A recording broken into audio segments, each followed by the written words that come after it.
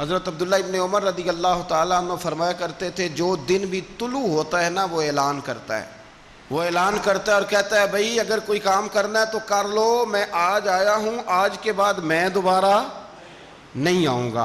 قیمتی ہیرے ہیں زندگی کے لمحے، ان کو ضائع نہ کریں۔ بس کر دیں بڑا ہو گیا سوشل میڈیا، اور بس کر دیں بڑی ہو گئی خبریں، اور بس کر دیں بڑے ہو گئے فضول تبصرے، اور بس کر دیں۔ امام مسلم رحمۃ اللہ تعالیٰ علیہ جنہوں نے مسلم شریف لکھی ہے، امام صاحب کا وصال زیادہ کھجوریں کھانے سے ہوا تھا۔ ایک حدیث تلاش کرنی تھی تو کھجوروں کا ٹوکرا پاس رکھ لیا، تو کتابیں بھی ٹٹولتے رہے اور کھجوریں بھی کھاتے رہے۔ صبح حدیث بھی مل گئی اور ٹوکرا بھی خالی ہو گیا، پر کھجوریں اتنی زیادہ کھا لی تھیں کہ وصال کر گئے۔ کسی نے ان سے کہا کہ روٹی نہیں آپ کھاتے، زیادہ کھجوریں کیوں کھاتے ہیں؟ تو آپ فرماتے ہیں میرا کام ہے حدیث تلاش کرنا، میرا کام ہے حدیث کی سند پر بات کرنا، مسلمانوں کو صحیح اسناد کے ساتھ ان کے پیارے نبی صلی اللہ علیہ وسلم کی خوبصورت باتیں ان تک پہنچانا۔ تو فرماتے تھے روٹی کھاؤں نہ تو مطالعے میں فرق آتا ہے، روٹی توڑنے پر بھی توجہ جاتی ہے، پھر سالن لگانے میں توجہ جاتی ہے، تو کھجور جو ہے یہ منہ میں رکھ کے نہ تو پڑھتا بھی ساتھ ساتھ رہتا ہوں۔ تو روٹی کھانے اور کھجور کھانے میں مجھے فائدہ یہ ہوتا ہے کہ کھجور کھاتے کھاتے میرا دین کا کام جاری رہتا ہے۔ اپنے اوقات کو ضائع نہیں کریں۔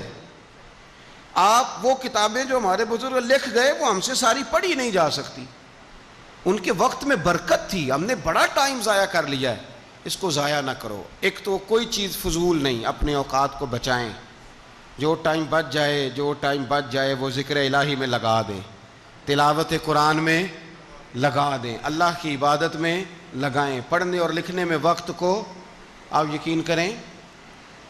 بہت سارے لوگ ہیں فارغ ہیں، کبھی کبھی بڑا اہم اور ضروری کام کرنا ہوتا ہے تو بعض دوست ملنے کے لیے آ جاتے ہیں۔ اب ایک ریسرچ جاری ہے، میں ایک تفسیر کو دیکھ رہا ہوں، مجھے ایک بڑا اہم کام کرنا ہے، ایک دوست ملنے کے لیے آیا ہے اور اس سے پوچھا صاحب آپ کیسے ہیں؟ تو کہنے لگا میں فارغ تھا، تو میں نے کہا چلو پیر صاحب کے پاس چلتا ہوں۔ تو میں اس سے یہ کہہ رہا ہوں کہ میاں جب میں فارغ ہوں گا تو تب آپ کو آنا چاہیے تھا نا، آپ اس کو وقت گزارنے کا ذریعہ تو نہ سمجھیں، اور پھر اگر آپ آئے ہیں تو آپ کو علمی بات کریں، آپ کو دین کی بات پوچھیں، میں آپ کے ساتھ ڈسکس کروں۔ آپ اگر آ کے اپنے محلے کے کونسلر کی بات چھیڑیں گے تو نہ وہ ہمارے کہنے سے سیدھا ہوا ہے اور نہ اس نے ہونا ہے۔ تو ہم نے فضولیات میں، ابحاث میں، بحثوں میں الجھ کا ٹائم ضائع کیا۔ پلٹ کے دیکھو زندگی میں کتنا وقت ضائع ہوا ہے، یہ کبھی دوبارہ ہمارے ہاتھ یہ کبھی ہاتھ نہیں آئے۔ میرے نبی پاک علیہ السلام نے فرمایا جنتی کبھی افسوس نہیں کریں گے، پر اس بات پر جنتی بھی افسوس کریں گے کہ یار وہ 4 لمحے ضائع کیوں ہو گئے۔ حضرت عبداللہ ابن عمر گزر رہے تھے تو ایک قبر پر نظر پڑی آپ کی، تو آپ نیچے اتر آئے گھوڑے سے، تو تھوڑا سا سائیڈ پہ مصلی بچھایا اور 2 رکعت نماز ادا کی، پھر سفر شروع ہوا۔ تو آپ کے خادم جو ساتھ تھے وہ عرض کرنے لگے حضور آپ کی اس بات کی سمجھ کوئی نہیں آئی کہ آپ نے گھوڑے سے اترے اور صرف 2 رکعتیں پڑھیں اور چل دیے۔ تو آپ فرمانے لگے کہ میں جب گزر رہا تھا تو میرے دل میں خیال آیا کہ یہ جو قبر میں لیٹا ہوا ہے نا، یہ تو ترس گیا ہوگا کہ مجھے 2 رکعتوں کا وقت ہی مل جائے۔ حضرت عبداللہ ابن عمر کہتے ہیں میرے ذہن میں خیال آیا کہ قبر میں لیٹ کے ترس رہا ہوگا کہ مجھے 2 رکعتوں کا، لیکن یہاں تو لوگوں نے میرے بھائی 6 گھنٹے گردنیں تھک گئیں موبائل پہ جھکی ہوئی، لیکن محمل اور فضول اور کوئی معنی نہیں اور کوئی مقصود نہیں، اور اس نے یہ کہہ دیا تو اس نے وہ کر دیا، اور اس نے یہ آج کل جو بیماری چلی ہے نا، اس سے سب سے زیادہ نفسیاتی مریض وہ لوگ بن رہے ہیں جن کا تعلق موبائل اور خبروں سے زیادہ ہے۔